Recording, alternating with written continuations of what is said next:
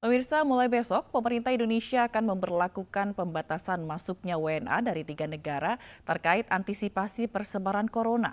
Kementerian Luar Negeri melarang WNA dari kota-kota tertentu di Iran, Italia, dan Korea Selatan masuk ke Indonesia.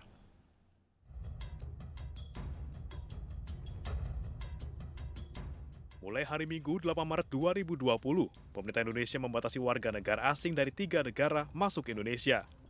Pembatasan ini berlaku untuk 3 negara, yaitu Iran, Italia, dan Korea Selatan. WNA dilarang masuk ke Indonesia antara lain dari kota Teheran, Qom, dan Gilan di Iran, kota Lombardi, Veneto, Emilia, Romagna, dan Piedmont di Italia, serta kota Daegu dan Gyeongbuk-do di Korea Selatan. Sementara itu, bagi WNA dari luar wilayah tersebut masih bisa masuk ke Indonesia, asalkan disertai dengan surat keterangan sehat dari negara masing-masing.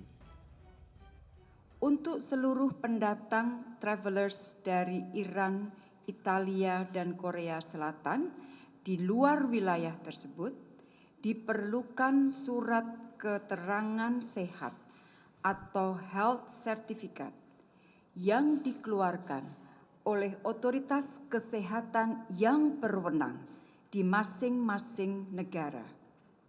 Surat keterangan tersebut harus valid atau masih berlaku dan wajib ditunjukkan kepada pihak maskapai pada saat melakukan check-in. Tidak hanya WNA, bagi WNI yang usai melakukan perjalanan dari Iran, Italia, dan Korea Selatan akan diperiksa kesehatannya di bandara kedatangan. Tim Liputan iNews melaporkan. Dan untuk mengetahui informasi selengkapnya terkait dengan pembatasan WNA dari 3 negara masuk Indonesia, telah bergabung bersama kami melalui sambungan telepon Teguh Faizasyah, PLT Juru Bicara Kementerian Luar Negeri. Selamat malam Pak Faizasyah. Selamat malam Mbak Fazila. Ya, Pak, ini bagaimana dengan koordinasi antara Kemenlu dengan pihak-pihak terkait dengan pembatasan ini?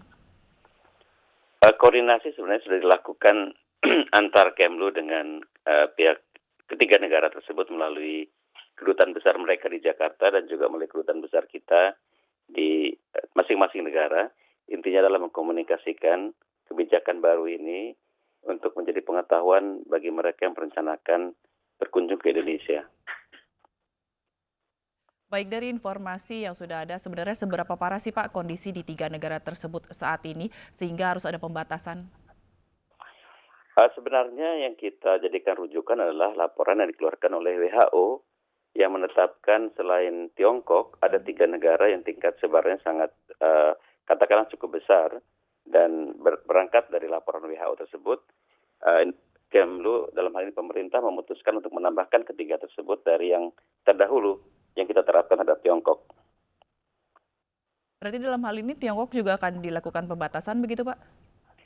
Tiongkok masih berlaku pembatasan yang sudah dikeluarkan sebelumnya. Sekarang kita merujuk pada laporan WHO yang menetapkan ada 3 negara di luar Tiongkok yang beberapa wilayahnya menjadi epicentrum dari sebaran penyakit corona ini. Baik, lalu dari hasil koordinasi atau data sementara, masih ada beberapa WNI di 3 negara tersebut, Pak?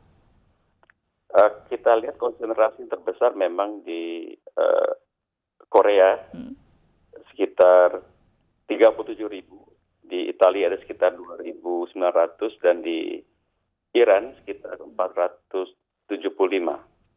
Lalu bagaimana kondisi mereka, Pak?